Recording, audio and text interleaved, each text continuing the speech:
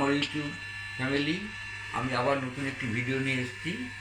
আমার চ্যানেলটিকে please subscribe এবং লাইক করে দেবেন এবং আমার কমেন্ট করে দেবেন।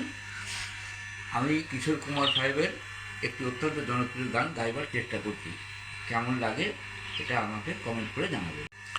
আপনাদের যদি নতুন কোনো কিশোর কুমারের গান শুনতে ইচ্ছে থাকে আমাকে অবশ্যই কমেন্ট করে জানাবেন।